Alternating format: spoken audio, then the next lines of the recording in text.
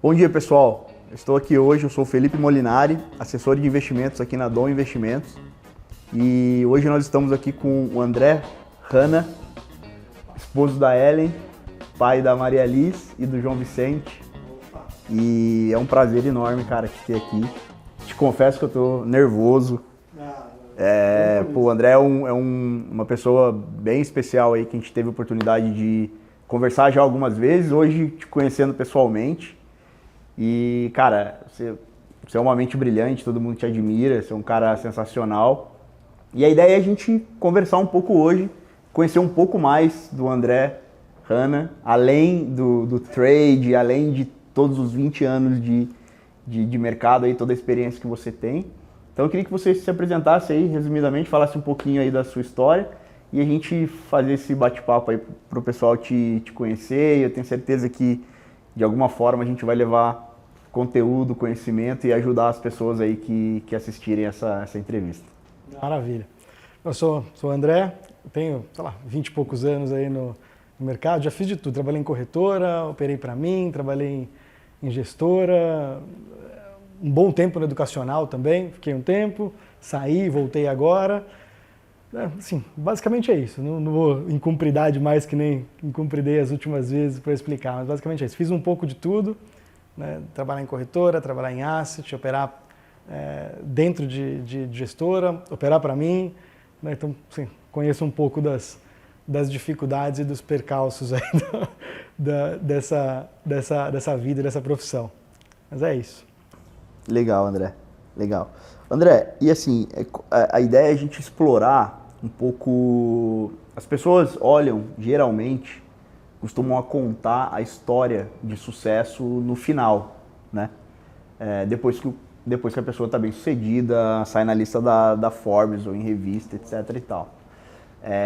Mas a gente sabe que até chegar lá, você, obviamente, passou por muitas dificuldades no começo da carreira e tudo. Até um pouco antes aqui da entrevista a gente estava falando sobre como é difícil equilibrar a vida, né?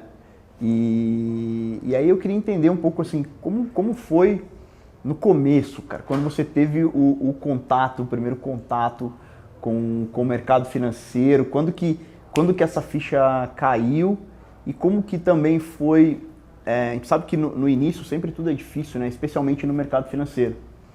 E como foi com a sua família, né? Você ali no começo, quando você falou, bom, a ficha caiu para mim, é mercado financeiro que eu quero, e o relacionamento com a família ali no começo da carreira, como que foi? Sim. Eu não lembro exatamente de quando eu virei a ficha para mercado. Assim, eu vou tentar resgatar um pouco da... Eu queria ser médico, cardiologista, cara, e meu pai teve um infarto. Tinha de 14 para 15 anos, cara. Aí eu fui visitar ele na coronária. Acho que eu nunca contei essa história. E, puta, a primeira coisa, né, de falar com ele, depois de, né, ver que ele estava bem, falar com ele, abraçar e tal, foi que, puta, eu não quero ser médico. Ali foi onde eu sabia o que eu não queria mais fazer, né? Falei, cara, eu não vou aguentar passar por isso, cara, uma sala assim com, sei lá, 25, cara, leitos. Eu falei, cara, não é esse, cara... Foi um negócio exatamente naquele momento. Eu falei, minha vida estava traçada para isso, para ser, cara, cardiologista e tal, não sei o quê. E aí, beleza, né? Dali para frente, ele melhorou e tal, na época e tal, não sei o quê. Hoje, infelizmente, não está mais aqui, mas na época ele melhorou e tal. E aí, alguns amigos dele... O meu avô, na minha família, era um cara que, pô, ficava com alguém da família Setúbal embaixo na bolsa ali, cara. Na época eles chamavam de operar mercado, né? Não tinha nada a ver com pregão e tal, mas ficavam ali, né, acompanhando, comprando e vendendo e tal. Na minha família tinha o meu avô que, né, já gostava, já mexia com isso, tinha outras atividades, tinha empresa, mexia com loteamento. Mas também operava, vamos dizer assim, mas era um outro operacional, né? Naquela época era outra coisa. E o meu tio, irmão do meu pai, sempre foi também do mercado, mas na parte, de gestão, vamos dizer assim, né? De gestão de pessoas. Né? Era diretor de uma corretora de banco grande na época e tal. Então, assim, eu tinha essas duas visões de mercado, eu falava, cara, isso aqui é um negócio legal, isso aqui, sei lá, dá dinheiro e tal, isso aqui, mas não era ainda uma coisa que tinha me picado. E aí, dali para frente, dos 15 para frente, quando eu decidi que eu não ia ser cardiologista, eu comecei a migrar um pouco para esse lado. Eu falei, pô, isso aqui é um negócio legal, né? Isso aqui é um negócio, parece que é um negócio legal. Parece que é... E dos 15 aos 17 comecei a fazer curso, assim, fiz na Ancor o que tinha para fazer. E acho que foi nessa fase. Isso com 15 e 16 anos, assim, meio não, que... 15 não, 16 eu comecei meio que naquele período que você tá, puxa, vou pra faculdade, o que eu vou fazer da vida? Vem vestibular, final de 17. Aí, um ano antes, foi quando eu comecei a fazer curso, cara. Eu falei, não, isso aqui é legal, pô, isso aqui é bacana. Aí comecei a gostar, a pegar gosto. Falei, cara, isso aqui é bacana e isso dá dinheiro. Aí comecei a criar gosto mesmo, né? Não só pelo dinheiro, mas pelo processo, que acho que isso é um negócio bem importante, cara. Não só pelo dinheiro, pelo processo. Comecei a criar gosto no processo. Falei, cara, isso aqui é um negócio legal, isso aqui é um negócio desafiador. E o resultado do dinheiro foi consequência... Não, o dinheiro também veio como uma chamativa inicial, né? Falei, cara, isso aqui é legal e dá dinheiro. Aí você começa a ir atrás, você começa, puta, com outra época, né? Não tinha nem... Você não procurava na internet, 96 isso? Nossa. Você nem tinha, mal tinha... 97 começou a ter internet, mas 96 acho que não, cara. E até um pouco bem fora da média para aquela época. Hoje acho que ainda é, mas para aquela época, uns meninos de 16 anos falar de mercado é porque provavelmente você realmente tinha alguém ali na família ou conhecido ou se despertou para isso, né? Porque... Mas meu avô não era mais vivo, né? Ele morreu quando eu tinha 8, em 88 ele morreu. Meu tio, irmão do meu pai, que trabalhava, de novo, ele era o diretor comercial da corretora, não é o cara que faz análise ou que faz trading.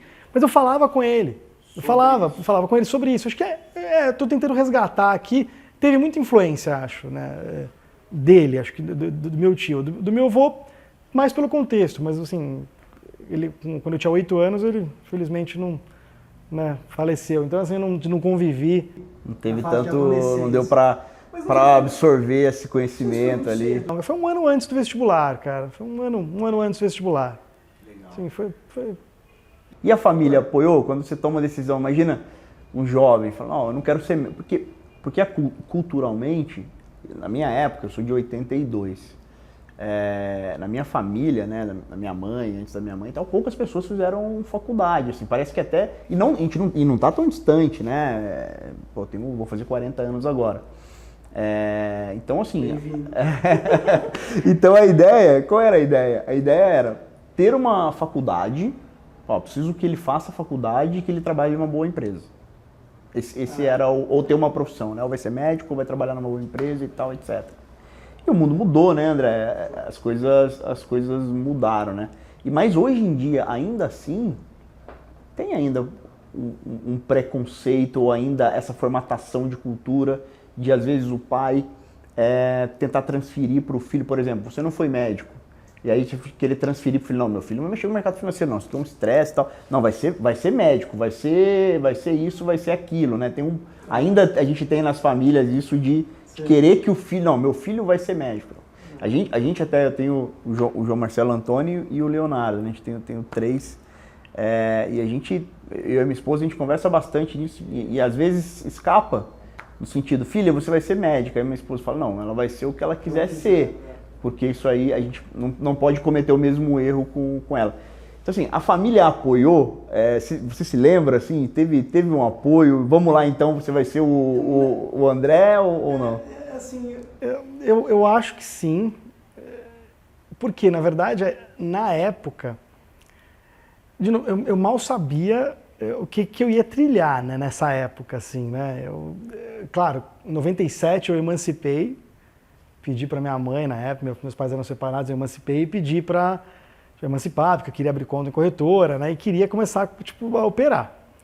Mas assim, naquela época eu não achava que eu sabia que eu ia ter que trilhar alguma coisa profissionalmente. E eu também queria fazer uma faculdade ligada na área, ou administração ou economia, depois que eu dei essa pivotada aí de médico. Então, assim, teve apoio, mas porque eu ia estudar, não ia fazendo a loucura. Assim, nem eu sabia que existia essa profissão de trading, vamos dizer assim, autônoma, não era muito claro isso para mim, assim, não era uma coisa muito clara. Eu já sabia que eu ia ter que trabalhar para alguém, ia ter que entrar numa corretora, entrar num banco, que era o que eu queria na época, né? E você gosta bastante, né, André, de estudar, né? Eu não gostava, cara. Não gostava antes? Não, né, quem olha pra mim acha que eu gosto, cara. E, cara, não é... Não Tinha gostava. Dificuldade? Cara, eu não vejo outro caminho, né, cara? Assim, cara, eu não vejo outro caminho. É meio que assim, cara, ou você quer fazer alguma coisa, cara, e você dá sorte do que você quer fazer, não precisar, e aí, por exemplo, tá, uma área comercial, talvez você não precise de fazer PhD em vendas, ou de fazer mestrado, de não sei o quê. Você precisa de um estudo, né, de um conhecimento de base. Mas tem gente que de venda que tem o dom ali de conversar e por aí vai. E esse dom é muito bem remunerado, né? Não só no mercado, como sales, mas em várias outras indústrias, vamos dizer assim. Né? Essa habilidade é remunerada.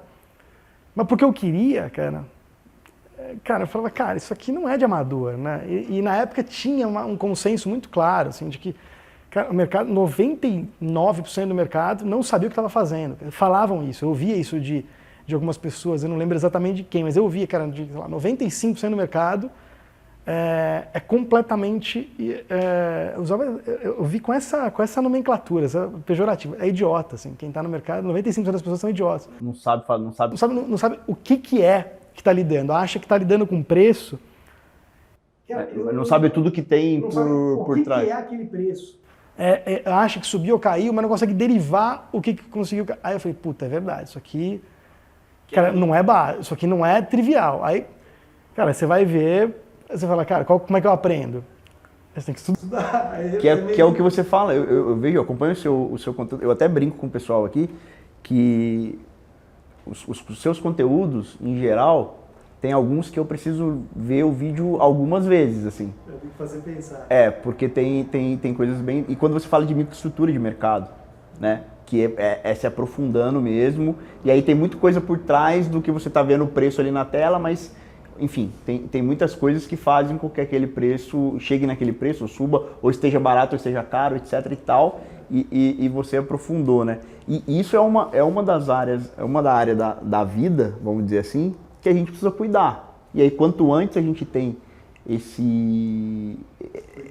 essa clareza, né? Essa visão de cuidar melhor, mas depois não para, né, André? Porque assim, em 96, 97 era assim. Hoje, com esse boom, com não sei quantos milhões de pessoas que entraram na bolsa aí, você acha que mudou alguma relação dessa questão de o pessoal estar sabendo agora o que está fazendo ou não? Como é que está essa proporção? Só pergunta bom, bem. Você está falando dos entrantes como investidores, não como profissionais de mercado? Não, mercado como um todo, assim, digo de profissionais ou até os entrantes de mercado, a gente sabe que geralmente entra sem ter o mínimo de base ou de preparação e depois vê que, poxa, não é bem assim, né? Não é tão fácil assim como parece, é só comprar e vender, etc. E aí depois vai tentar se aprofundar ou vai largar, né? Porque vai falar, não, é difícil, eu não quero estudar, e enfim. Mas falando do todo, assim, dos entrantes ou do pessoal que está vindo profissionalmente, assim, o que você está... O que você vê? É difícil fazer um panorama, né? Você pega informação, tem muito mais, mas aí vem aquela... Mas será que a informação é melhor? Eu tenho dúvida. Eu tenho dúvida, porque hoje você tem um outro problema, né? Que o que você olha de informação? Informação demais e a dificuldade de filtrar o que é bom, o que é... Tem uma outra coisa que eu tenho muito claro, né? Que uma coisa é informação, outra coisa é conhecimento, cara. O que está cheio hoje na internet é de informação. Conhecimento ainda é escasso. Porque você vai no YouTube, cara, você vai lá, a forma como é feito, né, você sabe, você conhece o marketing também, a forma como ela é feita é uma engenharia reversa, né?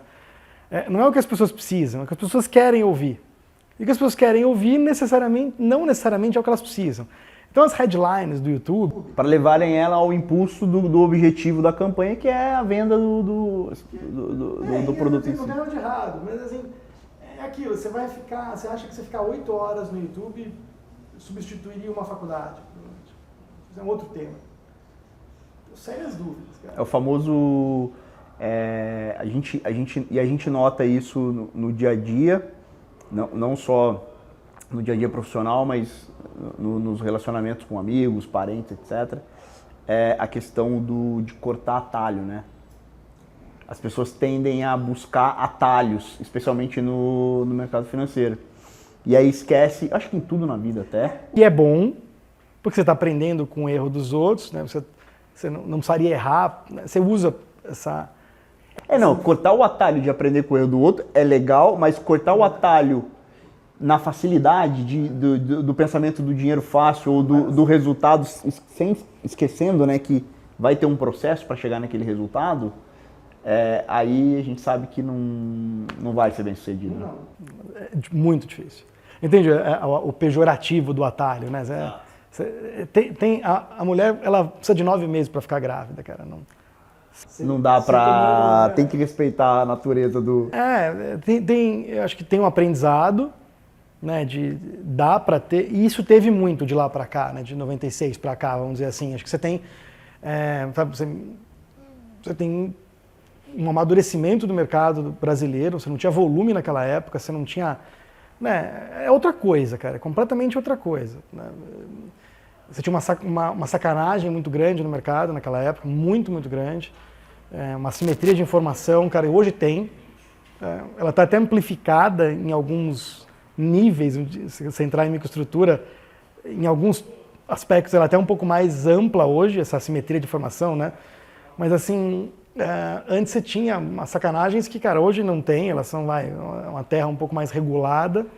Você tem muito mais informação, mas você tem muito, na minha visão, menos conhecimento, porque você tinha trilhas, você queria se profissionalizar naquela época, cara, você tinha 2, 3 opções ali de curso e por aí vai, e você tinha que passar por aquele processo. Hoje você tem a ilusão de ter alguns atalhos, que, um pouco de vídeo no YouTube, um outro curso e tal, não sei o que, cara. E acaba trazendo muita distração também, né? Porque você tem se distrai no meio do caminho e acaba que é entretenimento, né? Você tem esses 3 tipos de conteúdo. Informação, que são disfarçados, às vezes parece que você está aprendendo, e na verdade você tem informação, que você não aprende nada, que é ficar lendo headline de notícia. Hoje o Putin falou não sei o quê, cara.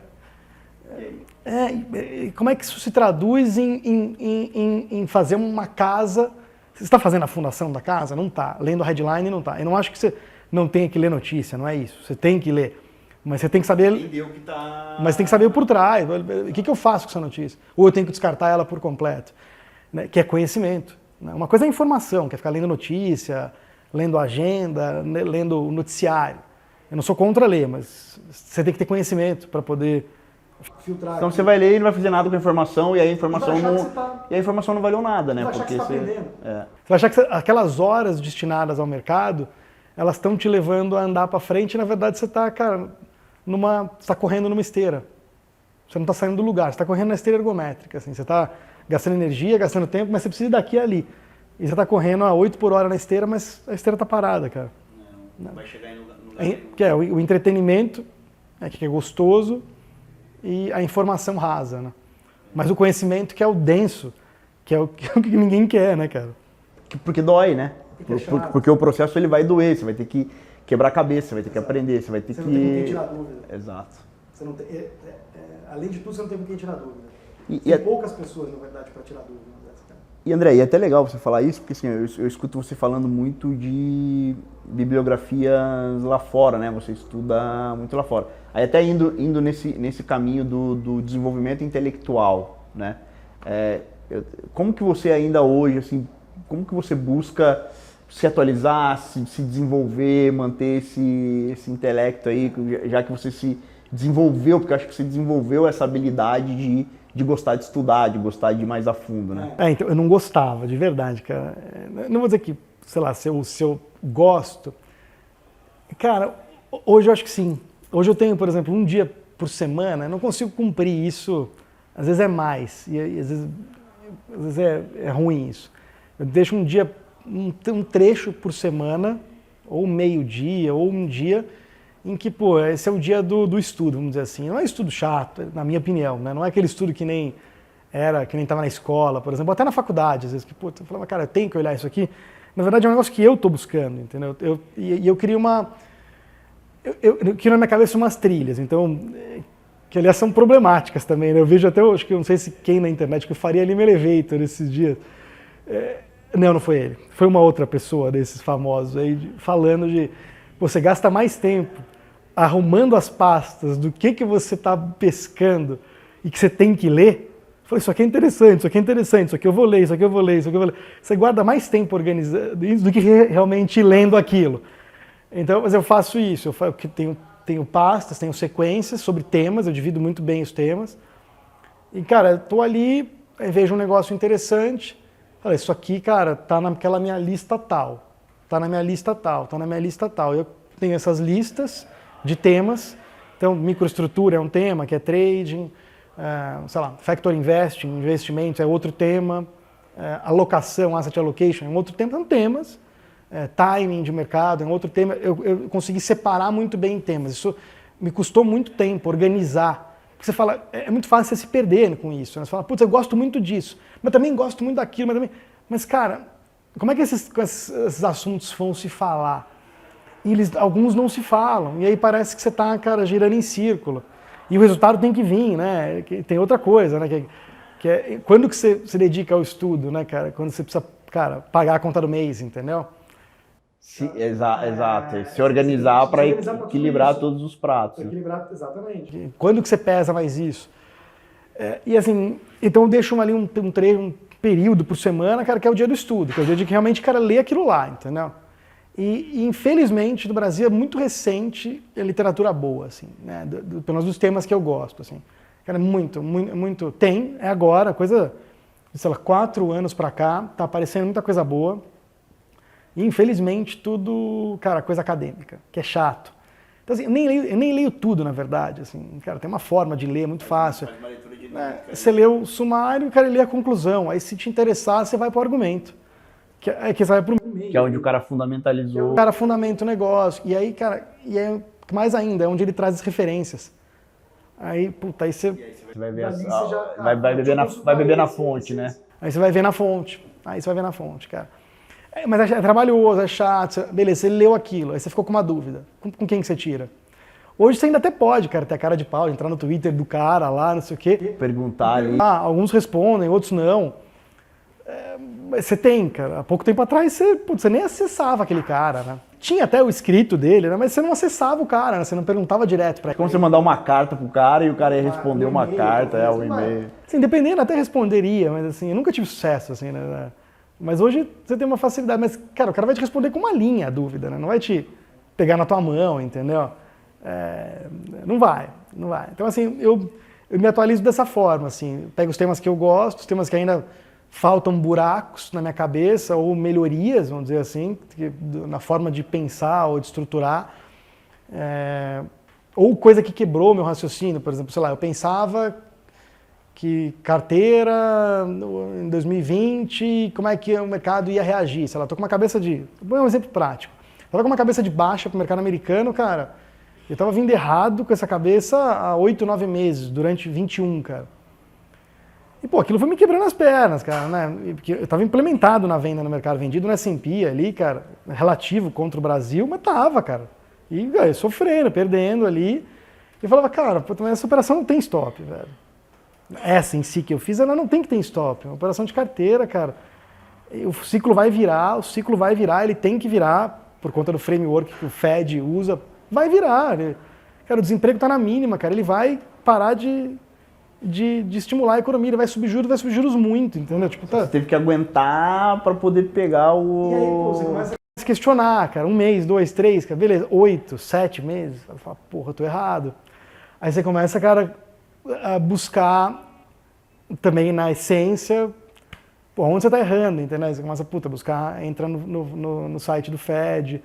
Será que mudou alguma coisa do que eu sei, velho? Puta, aí você não tem com quem tirar dúvida, né? Puta, é difícil. É difícil se a gente vai chegando. E quanto mais né, quanto maior o nível, mais difícil ainda, né? Porque... Quando você tá fora esse é um negócio também, quando você tá fora do game, ali, de uma tesouraria, de uma asset, aí é difícil. Quando você tá lá dentro, cara, você tem gente à altura pra você trocar ideia, que até, né, vai te moldando ali, então você tem esse feedback, né, de puta, eu tô pensando isso. Tem como acessar, você tem mais... O cara volta com uma outro ponto de vista, que você fala, pô, é verdade. Aí você vai afinando o teu discurso. Quando você já é um cara mais autônomo, né, vamos dizer assim, você opera para você, ou, né, ou você não está numa estrutura, ou até tá, mas com gente que não conhece tanto quanto você, puta, aí começa a ficar muito difícil, né? Assim, você começa a ter que se virar, né? Perguntar. Você tem que network, você tem que usar tentar... Mas assim, aí é um jogo mais difícil, né? Assim, eu tô falando que eu tive dentro de gestora, você tem ali, pô, você conversa com gente competente o dia inteiro, né? E até te molda. De às vezes não ter um pensamento errado, porque pô, você tá ali no dia a dia, almoçando e nas reuniões, aí o próprio dia a dia vai te moldando até a dúvida certa, né, cara?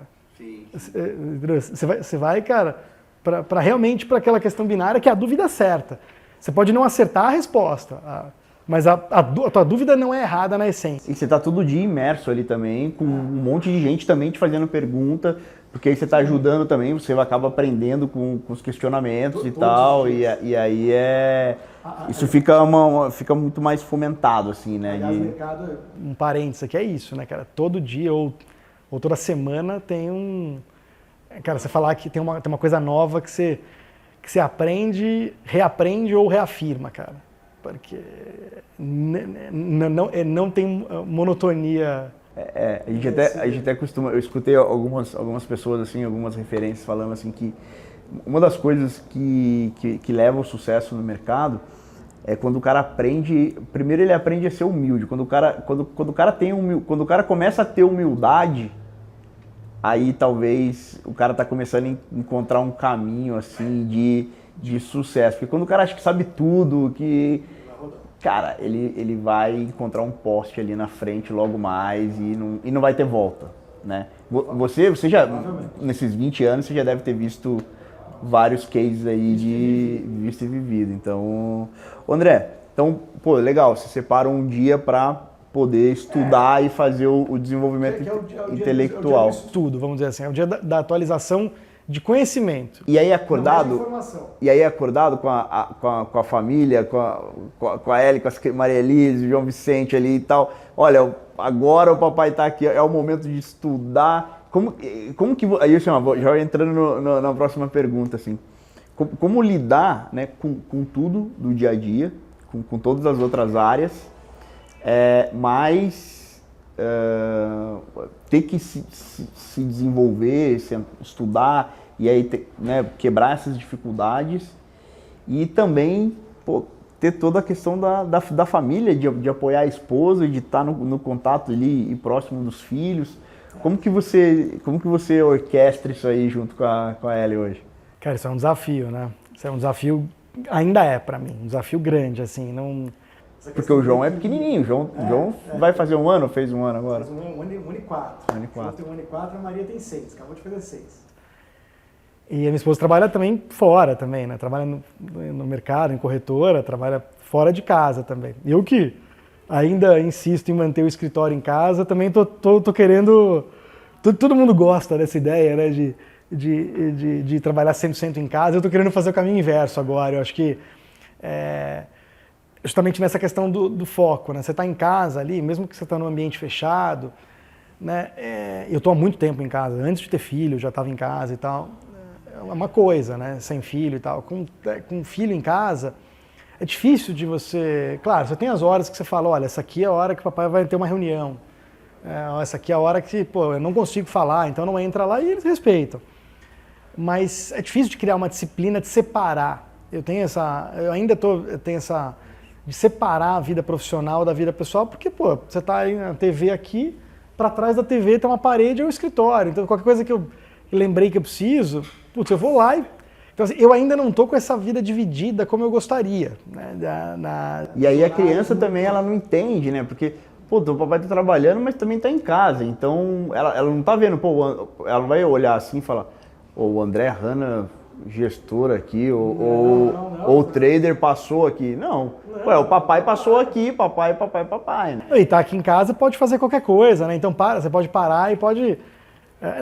Essa tá um pouco mais esperada, essa de pode fazer qualquer coisa, tá um pouco mais pacificada em casa, mas é uma questão minha de divisão mesmo ainda, cara, de horário, de rotina e tal, não sei o quê, né? Então, assim, ainda não é uma coisa muito pacificada. E eu tento, né, dentro do possível, manter toda essa questão de estudo, de equilibrar o... Dentro do horário comercial, vamos dizer assim. Então, para tentar não extrapolar, né, deixar o estudo pro fim de semana, isso aí não dá.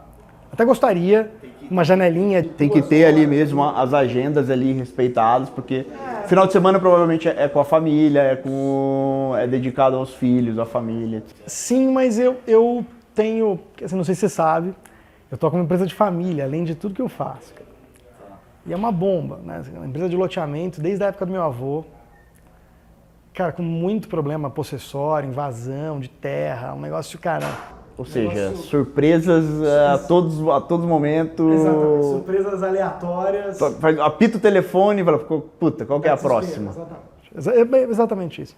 Mas fora isso tem o dia a dia, tem aprovação de projeto e tal, tem gente, tem funcionário, cara, tem fluxo, né, assim, claro. Tem que tocar. E por ser eu que toco. Antigamente ainda tocava pouco, uma bola dividida. Em 2013, quando eu comecei a pegar como uma bola dividida com o meu tio. Aí depois, cara, de um tempo pra cá, 100%, né, assim, ainda reporto pro pessoal, né, assim, quase que 100%. Então, assim, é muita coisa, é muito prato pra girar, cara. Então eu não tenho ainda vamos dizer que o fim de semana ele fecha a lojinha, não tem como, né? Sexta-feira, 5, 4 ou 7 da noite, fecha a lojinha e volta segunda... Cabeça CLT, sabe? Assim, que eu, aliás, invejo muito. Eu falo para muita gente isso. Muita gente reclama e fala de empreendedorismo e tal. Cara, e parece que assim, todo mundo tem que empreender agora, todo mundo tem que virar empresário e tal. Cara, eu falei, meu... Tem que gostar da coisa, senão não faz. E é isso. Se todo mundo fosse igual e pensasse igual... Cara, todo mundo teria que casar com a mesma pessoa, ter uma competição de, né? Pô, as pessoas pensam diferentes, as pessoas são diferentes, elas vêm de lugares diferentes, vão para lugares diferentes, querem coisas diferentes, em dosagens diferentes, em momentos distintos da vida. Então, cara, eu falo, pô, não é ruim ser CLT, cara. Desde que você saiba o que esteja fazendo, que aquilo, né, te preencha, que você não fique estagnado no tempo. E também, para quem quer ficar estagnado, antigamente eu julgava, hoje eu não julgo mais, entendeu? Cara, o cara que atinge um patamar e fala, não, aqui pra mim tá bom e eu não quero crescer a partir disso. Cara, quem tá errado, entendeu? Não tem, né? Desde que o cara se encontre, né? Ele esteja... ele tenha clareza que aquilo ali funciona pra ele, é aquilo... O cara tem um propósito com aquilo, o cara tá bem com aquilo e ok. Pra frente, exato. Ok, cara, né? Ele provavelmente vai ser melhor, mais bem sucedido nessa ciranda da vida do que um cara que é empresário, ganha mais que ele, mas está descompensado no resto. Porque empreender não é para qualquer um, né, André? Outro dia eu vi uma frase lá, eu participei de um curso, aí tinha uma frase e na camiseta eu achei legal, até coloquei uma foto esses dias. Falei assim, empreender é se jogar de um abismo sem paraquedas e construir um avião na queda. Tipo... O complexo fazer um avião, você tá caindo, você tem que fazer um avião para sair dali e voar. E é um pouco isso. E aí não é para qualquer um. E aí, lógico, né? As pessoas são diferentes, o que você falou, acho que tá perfeito. Isso aí a gente tem que respeitar e cada um buscar o seu... E acho que isso é importante também, criticar menos e talvez você falar, pô, peraí, então o cara tá empreendendo, como que eu posso, em vez de criticar, como que eu posso ajudar? Que eu acho que falta um pouco isso, né? Se eu já não fizer nada para atrapalhar, eu já estou ajudando bastante. E se eu puder ainda fazer alguma coisa, porque, por exemplo, a gente vê muito reclamações de você estar empreendendo, dependendo de onde você está. Cara, as pessoas que você acha que estão próximas, ou que são seus amigos, ou que são os seus parentes, etc. Cara, em geral, o que eu escuto todo mundo falar são as pessoas que não vão te apoiar no primeiro momento. Isso é um negócio difícil, né? Ou que na média vai olhar e falar assim, não, peraí, deixa eu ver aonde vai, se isso aí der certo e tal, eu... Né, aí eu chancelo. Né? Então... Isso é difícil, porque, cara, você fala... A gente sempre tem um argumento para dar, né? Você pode falar, pô, ouvir os mais velhos. Ouçam o seu... Cara, tem coisa que sim, não dá para ter regra, né? Tem coisa que é para ouvir os mais velhos, mais experientes, mas tem coisa que não, né? Se você pegar um cara que é extremamente bem sucedido, sei lá o quê, e que, pô, não estudou. Ou que foi lá 20, 30 anos atrás. E foi fazer uma coisa completamente fora do padrão. E os pais na época falaram, pô, seria melhor se você estudasse e tal. Você consegue pegar esse exemplo e falar, olha aqui, ó, tá vendo? O cara não tem estudo, o cara foi contra a família, ele seguiu o sonho dele e deu certo. Você pode usar esse argumento hoje, mas, cara, para quantos tiveram outros que seguiram o mesmo caminho, cara, e deram errado? Exato. Então você pode... É bonita a história contada, que eu estava falando.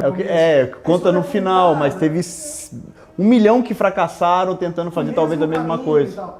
Então você fala, pô, então aí você não ouve os mais velhos, não ouve os mais velhos, ouve meu pai, não ouve meu pai. Cara, eu acho que é difícil ter um padrão, uma regra. Tem hora que acho que é para ouvir, tem hora que eles são mais sábios tem hora que acho que você não tem que ouvir, porque você tem que quebrar a cabeça e passar por aquilo por você mesmo para criar os calos. Se não deu certo com eles, como eu faço então para trazer a solução e fazer dar certo? E tal. E tem hora que, cara, você não tem que ouvir. Aí tá bom, então, qual que é a hora de ouvir, qual que é a hora de criar o calo natural e qual que é a hora de ouvir? Não sei, cara. Essa que é a graça. É a grande arte da vida, né? Essa que é a grande arte da vida. Se a gente soubesse... Todo mundo teria o caminho traçado. Perfeito. E todo mundo seguiria aquele caminho, aquela formulinha e tal. Né? E, pô, cara, a gente sabe que não é exatamente desse jeito. Acho que tem que ter algumas competências pessoais, né, de persistência. Quando você falou do avião, empreender, cara, é construir um avião no meio do caminho e ter a cabeça de que ele não vai dar certo, talvez na primeira tentativa do avião ficar pronto, e você está chegando perto do chão, você troca o avião por um paraquedas, entendeu? Você pega o resto que sobrou do avião e vira um paraquedas. Porque vai acontecer isso, você não pode desistir, né, cara? Você não pode ter essa cabeça de... Desistir não é uma opção, talvez o avião não vai ser o melhor. Mas você tem que saber mudar, né? Exato. Tem que saber mudar, tem que saber a hora de virar a chave. E isso é muito difícil também, né? Assim, André, é isso. Ó, qual era a ideia desse papo aqui, né? A ideia é a gente falar da vida. Mostrar que não é tão fácil as coisas, né? Que é muito difícil, exatamente essa conclusão, né? É um desafio dia a dia manter todos esses pratos rodando. Então eu trouxe uma roda da vida para você. E aí eu tenho um desafio para você, tá? Que você não precisa me mostrar. E aí é um negócio para você e tal depois, no seu momento lá. Qual que é a ideia? O desafio, o plano e tal. Depois você me conta se funcionou ou não. É você dar uma olhada, fazer uma autoavaliação do André. Cara, se você, de repente, se tem espaço fazer com a esposa é massa, porque tem muita coisa em comum, né?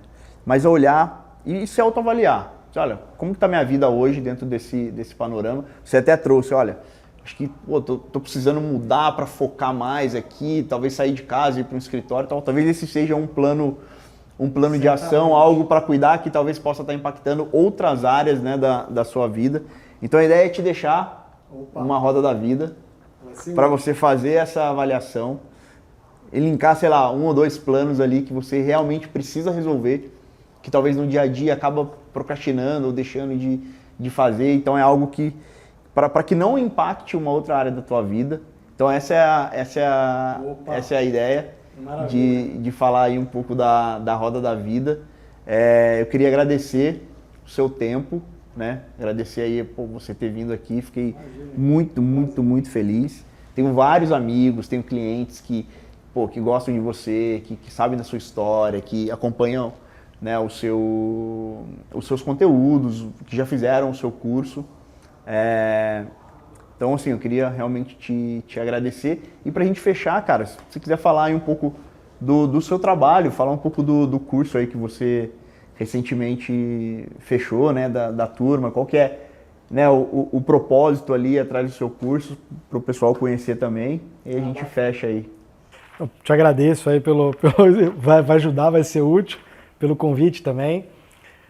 Sobre o treinamento, né, assim, de maneira bem resumida, eu fiquei uns anos sem os últimos, lá, 2018, que eu saí da minha sociedade antiga, né, da Scalper, que eu tinha uma empresa de trading para explicar, né, assim como eu enxergava lá atrás, na verdade o Lombardi, né, o Roberto Lombardi, que era dono da Interfloat, para quem eu trabalhei por muitos anos e fui sócio, ele enxergou isso muito lá atrás, né, em 2003, essa necessidade de trazer um conhecimento mais específico, porque ele achava que o pregão ia acabar, né, isso em 2003, muito antes do pregão acabar, ele sabia que ia acabar o pregão e que o celeiro natural, o formador natural de operador bom, vamos chamar assim, iria acabar, então ele queria criar uma escola e por aí vai, tal, e eu ajudei nesse processo lá em 2007, 2008, montando essa primeira escola um pouco mais semi-profissional de mercado. Tá? E depois a XP acabou incorporando a Interfloat, acabou não fazendo sentido ficar lecionando para a XP, então a gente acabou abrindo a empresa própria, a Scalper, né, para seguir nessa mesma linha.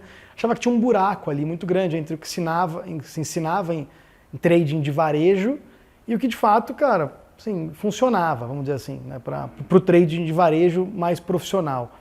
Eram, cara, habilidades completamente distintas na minha visão, né, e eu achava que essa empresa tapava esse buraco com esse curso. E do mesmo jeito que eu, assim, hoje, na verdade eu também já enxergava lá atrás, mas pô, você está com a máquina, com tudo estabelecido, com os horários e com a agenda cheia, você não vai parar um negócio que está dando certo para poder fazer um outro projeto, pelo menos eu não conseguia fazer isso. Talvez seja até um erro meu, né, de gerenciamento de tempo e por aí vai. E também acho que tem um buraco em como as pessoas investem. Tá? E assim, claro, você não precisa ser o trading, você precisa se dedicar àquilo, não adianta. Você não vai ser trader e médico, você não vai ser trader e advogado, você não vai, assim, não tem como. Você pode dar uma brincadinha, né? Até dar certo.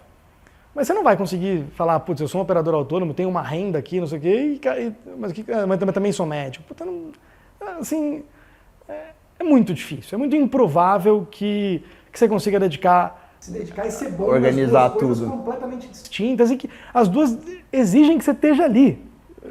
E você é um só. E você é um só. Mas investir é um negócio que, pô, o médico faz, ou deveria fazer direito, o engenheiro faz, o funcionário público faz, uma pessoa com uma renda menor deveria fazer dentro das limitações dela, mas deveria poupar o mínimo possível, e alguns até conseguem, né? E tem essa cabeça, né, de, pô, mesmo ganhando pouco, de poupar um pouco. Uma educação financeira e começar a montar. E por aí vai. E assim, e o trader também tem que ter uma cabeça de ter uma carteira também. Para mim, sempre foi muito claro isso. Todo mundo tem que ter uma carteira de investimentos. O que muda é, pô, quanto dinheiro cada um tem. E o momento da vida de cada um. O momento da vida de cada um.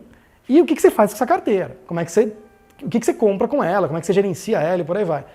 E acho que tem um buraco muito grande, cara, entre, de novo, assim como eu enxergava lá atrás, tem um buraco muito grande entre o que se dissemina, que é investir, né, no Brasil, em livros, ou até no YouTube, hoje em dia tem muita coisa, e o que realmente, um mundo extremamente oposto, que seria um gestor de fundo multimercado, na minha cabeça, ele é o que seria o concorrente do pessoa física investidor.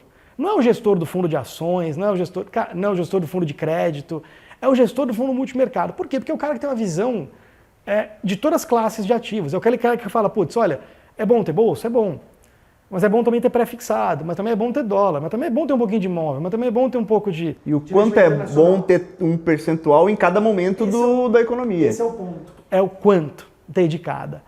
E é um negócio completamente... que é o famoso asset allocation, né? Que é completamente largado de lado pelas pessoas, sabe? Zero de interesse. É um negócio completamente chato Mas eu acho que tem um buraco muito grande, de novo, entre o que as pessoas fazem ou acham que deveriam fazer e o que realmente vai dar resultado numa janela longa, que é durante o horizonte de investimento dela. Então, assim, aí eu queria um treinamento para isso, né?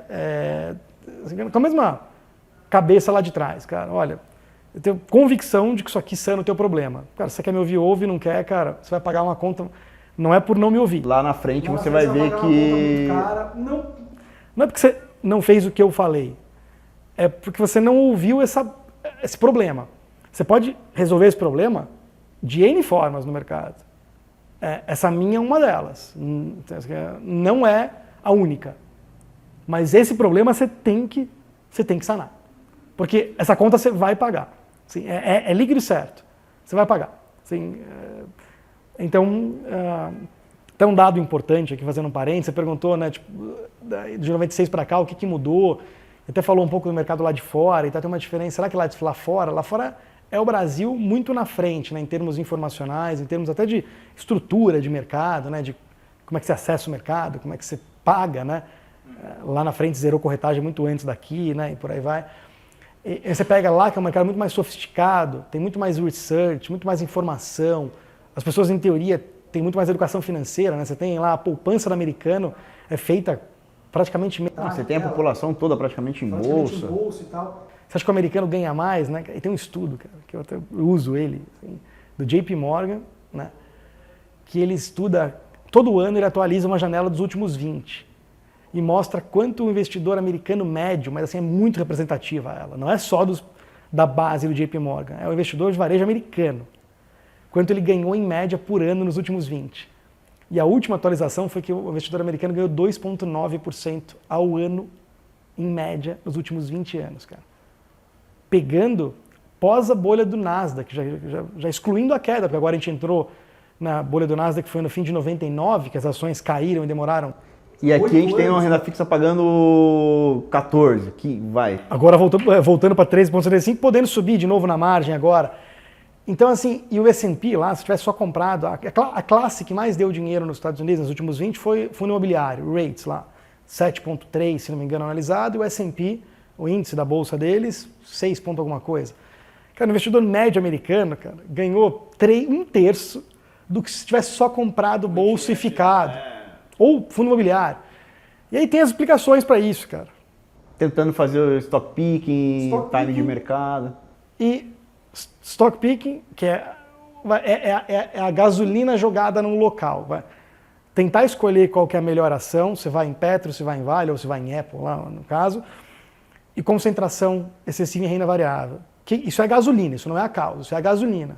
A causa é o seguinte, quando você está muito concentrado numa ação ou numa classe, nada no mundo vai fazer com que essa classe não tenha momentos de queda absurda. Mesmo nos Estados Unidos. Tem momentos em que, cara, qualquer coisa vai cair 50%. Vai cair. O que você vai fazer quando cai 50%? Não tem que ter Apple, eu tenho que ter Amazon. Você vai matar o que está caindo e vai comprar o que você não tem e que numa janela dos últimos 12 meses... Que é o famoso... Vender barato e comprar caro. Que ninguém quer, mas vai acontecer. Ou seja, você traz... Você deixa a emoção daquele momento de tomar e você tomar a decisão errada, e aí no longo prazo você perde. E você não percebe que você está matando a tua carteira. Você acha que aquela decisão de zerar ela ali é a mais sábia. Na verdade, não é zerar, é trocar os ativos. Você acha que aquela troca, aquela movimentação que você está fazendo ali é a mais sábia naquele momento. Porque você fala, pô, isso aqui tá uma porcaria, tá caindo, esse ativo é ruim. Esse ativo é ruim. E aí não é o momento porque não está entendendo do... Até pode ser. Ele até pode ser. Mas se você diminui, qual que é o remédio na minha visão, cara? Você não fazer stock picking, você vai no mercado, vai no beta, que é naquela classe de ativo. Você não vai escolher ações. Você vai lá e compra IBOV, compra S&P. Ou até faz uma blend, que é o que eu faço. Compra IBOV mais um mix de gestores de ações. Eu não acredito que é impossível você fazer stock picking, escolher ações que superam o Ibovespa. Mas eu não acredito que eu consigo fazer e que você consegue fazer ou que quem está ouvindo a gente consegue. É isso que eu não acredito. Não consegue. Você tem que ter a diversificação do portfólio, né? Know-how e equipe. Não adianta. A gente no dia a dia tem muito isso no sentido assim de alguns preconceitos, alguns comentários tipo, eu não vou pagar uma taxa para um fundo de investimento. Fala, pô, peraí. Cara, sabe o quanto barato é se você fosse pagar a estrutura de um gestor, de uma equipe econômica, de um matemático, de um físico, de etc e tal, das informações que esse gestor tem, é diferente do que você como pessoa física consegue, humanamente possível, você ter o mesmo conhecimento e informação, o que você paga do resultado que o cara te traz dentro de um portfólio diversificado, cara, é insanamente barato, faz muito sentido, né? Então... Aí tem os parênteses. Concordo, mas o cara tem que estar diversificado, porque senão ele corre o risco daquele gestor ir mal. Não, eu digo, está dentro de um asset allocation, onde você vai ter várias classes de ativo, e aí inclusive aqui nacional, internacional, e aí quando aquela classe, por exemplo, eu vou em valor absoluto, ok, vou escolher os fundos multimercados, quais os gestores, né? Como é que é aquela equipe, etc. E aí dentro do que eu determinei daquele percentual, eu posso ter mais de 1 ou 2 ou 3 multimercados, porque eu vou ainda diversificar dentro das classes. Exatamente. Né? Se um gestor for muito mal, você tem outros 2 que estão indo bem, aquilo vai equilibrar, e é o que você fala muito. No longo prazo, você vai colher o prêmio de risco e o juro composto, etc. E é isso aí que vai ser a sacada do negócio. Então, basicamente, é essa a ideia do treinamento. Como é que você organiza tudo isso para um cara que não quer dedicar tempo. Esse é o curso de entrada, vamos dizer assim, né? E quer aprender a fazer a gestão do patrimônio dele ali. Na verdade, eu falo que esse curso de entrada, né, ele é para você justificar para você por que você tem aquilo. Porque você não vai, na verdade, o curso... Eu consigo te falar que, olha, a carteira é essa aqui lá fora, é tantos % de cada coisa. E acabou, em 2 minutos a gente resolve o problema. Mas o que a gente não resolve? A gente não resolve como é que você segura essa carteira ao longo do tempo, que é entendendo que é onde está o gap na minha visão. A pessoa física, ela cria, de maneira bem resumida aqui, em termos de investimento, ela cria convicção com base no histórico recente de preço. Então, se o negócio está subindo numa janela dos últimos 3 meses... Eu quero estar no que está ganhando, eu não quero entrar no que está caindo. É isso. Ela cria convicção na tese dela olhando os últimos 12 meses, ou 3 meses, uma janela curta de tempo. É olhando, cara, a velocidade com que o carro está andando. E o gestor de fundo, vamos dizer, o extremo do profissionalismo, ele cria convicção, cara, na tese. Ele fala, cara, eu tenho que comprar, sei lá, tenho que vender S&P, porque, o múltiplo vai contrair, porque o juro real vai aumentar. É uma tese, não estou querendo que as pessoas entendam essa nomenclatura aqui, mas é uma tese. Que não pode nem tá certo, mas ele tem uma... Mas ele tem uma convicção, ele fala, que foi a minha tese, o múltiplo estava muito caro, daquele múltiplo matematicamente, cara, era difícil de passar, o juro estava no lower bound, não ia cair, o juro real ia ter que aumentar. Cara, se o juro real aumenta, o múltiplo sobe, cara. Se o múltiplo cai, quer dizer, se o múltiplo cai, em algum momento gera recessão. Se gera recessão, os lucros caem, cara. São 2 fases. Tinha um embasamento por trás, cara. Não era preço, eu não estava olhando preço. Tanto que eu estava aguentando o mercado contra, né? O mercado subindo contra a minha tese. Que a minha tese, cara, isso aqui não para em pé. Esse preço não para em pé. Entendeu? Eu tenho que estar vendido nisso, não para em pé. A convicção ela é tirada, cara, de fora da tela, fora do preço, cara. O pessoa física, será que aguenta? Desse jeito, talvez não, desse jeito. Em 8 meses, talvez já teria vendido, saído, mudado para comprado, vendido várias vezes, né? Mas a proposta é trocar, cara, parar de tomar decisão com base no preço e pelo menos tomar decisão com base numa carteira. O curso ele é feito para isso, para você, olha, você não vai precisar ficar fazendo essas contas para a carteira render, mexer uma vez por ano nela, mas você vai entender todo esse framework. E aí, quem quiser evoluir para ficar mexendo taticamente, aí tem uma esteira um pouco maior para frente, para avançar, né, de treinamento e por aí vai. Mas esse de entrada é basicamente para isso, assim. Legal, André. Maravilha. Obrigado, Felipe, cara. Obrigado você. Prazer aí falar contigo. Né? Bom, pessoal, então, muito obrigado aí. Obrigado, André, pela participação. A gente esteve aqui hoje com o André Hanna, uma pessoa aí sensacional de mercado financeiro. Convido vocês a darem um like, curtirem ou compartilharem com os conhecidos, os contatos de vocês. E também que visitem e curtam aí as páginas do André, aí, o Instagram, o YouTube, e também possam absorver aí todo o conhecimento que o André traz nas redes sociais. Muito obrigado e até a próxima.